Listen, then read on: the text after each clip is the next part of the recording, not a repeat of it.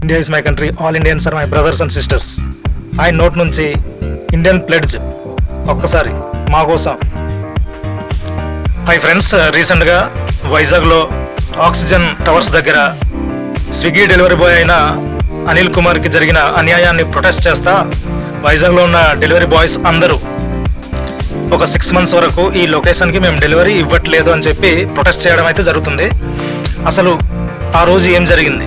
కేవలం ఒక తక్కువ కులస్తుడైన అనిల్ కుమార్ బ్రో అని సంబోధించడం వల్ల అతన్ని కొట్టి అతని చేత బలవంతంగా 2 లెటర్లు రాయించుకొని బట్టలు ఊడదీసి మరీ రోడ్డు వైపు పంపించారు. ఈ స్టోరీ గురించి ఖచ్చితంగా మనం తెలుసుకోవాలి. ఎందుకంటే ఈ జనరేషన్లో కూడా కులం పేరుతో సైకోలో ప్రవర్తించే వాళ్ళు ఉంటూనే ఉన్నారు. వైజాగ్లో oxygen towers super speciality hospital లాగా సూపర్ స్పెషాలిటీ అపార్ట్మెంట్ అనుకోవచ్చు. ఎందుకంటే ఇక్కడ బాగా డబ్బున్న వాళ్ళు ఉంటారు. 35 floors ఉంటాయి. 29th floor నుండి ప్రసాద్ అనే ఒక వ్యక్తి ఫిష్ని ఆర్డర్ చేశాడు. అనిల్ కుమార్ దాన్ని డెలివరీ ఇవ్వబోతున్నాడు. అనిల్ కుమార్ ఏం చేశాడంటే డెలివరీ ఇచ్చే ముందు ఆ ప్రసాద్ అనే వ్యక్తికి ఫోన్ చేసి లొకేషన్కి సంబంధించి మైనర్ డౌట్స్ అడిగాడు. దాంతో ఆ ప్రసాద్ అనే వ్యక్తి ఇగో అట్టయిపోయి కోపం వచ్చేసి ఏం మాట్లాడకుండా ఫోన్ పెట్టేశాడు. మొత్తానికి 10 minutesలో ఆ లొకేషన్కి అనిల్ కుమార్ వెళ్ళిపోయాడు. ఇక్కడ నుంచి స్టోరీ చాలా డిఫరెంట్ వేలో సాగుతుంది. అపార్ట్మెంట్ గేట్ బయటన బైక్ పెట్టేయాలి. లోపలికి వెళ్తే సెక్యూరిటీ గార్డ్ ఉంటాడు. మొత్తం చెక్ చేస్తారు. చెక్ చేసిన తర్వాత సెక్యూరిటీ గార్డ్ దగ్గర ఒక ఫామ్ ఉంటుంది. ఆ ఫామ్కి ఫిల్ చేయాలి పేరు. ఫామ్లో క్యాస్ట్కి సంబంధించిన కాలం కూడా ఉంది.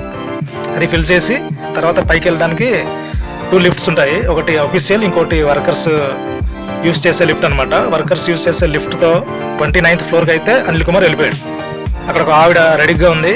ఆవిడికి డెలివరీ ఇచ్చేసి అన్నీ చెక్ చేసుకొని పేమెంట్ అవి చెక్ చేసుకొని ఫోటో తీసేసుకొని తిరిగి వచ్చేస్తున్నప్పుడు మళ్ళీ ఆవిడ ఈయన దగ్గరికి వచ్చి మా సార్ పిలుస్తున్నాడు రమ్మని చెప్తే, అదే మేడం నా డ్యూటీ అయిపోయింది నేను వెళ్ళిపోవాలి అని చెప్పినా కూడా లేదు సార్ పిలుస్తున్నారు అంటే మంచితనం కొద్దీ ఆయన వెనక్కి వెళ్ళడం అయితే జరిగింది. అక్కడ అగ్రెసివ్గా అన్ఎక్స్పెక్టెడ్గా ఆ ప్రసాద్ అనే వ్యక్తి ఇతని మీద దాడి చేయడం మొదలెట్టాడు. కొడుతున్నాడు, కులం పేరుతో తిడుతున్నాడు. ఈ ప్రసాద్ అనే వ్యక్తికి ఈయన కులం ఎలా తెలుసు అంటే వాచ్మెన్ చెప్పేసే ఉంటాడు. ఆయన ఎంటర్ అయినప్పటి నుంచి అప్డేట్స్ 29th floorకి వెళ్ళిపోతూనే ఉన్నాయి వాచ్మెన్ ద్వారా.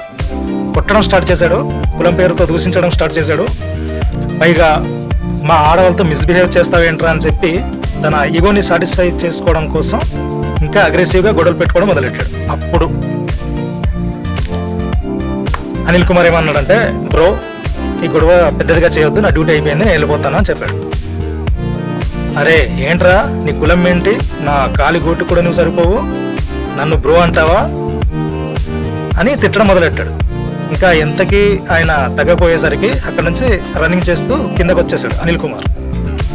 వెంబడించాడు ఆ ప్రసాద్ అనే వ్యక్తి. కిందకు వచ్చిన తర్వాత కూడా అతన్ని కొట్టి, చాలా మంది ఉన్నారు అక్కడ, ఫ్యామిలీ మెంబర్స్ ఉన్నారు, వర్కర్స్ ఉన్నారు, అందరి ముందు.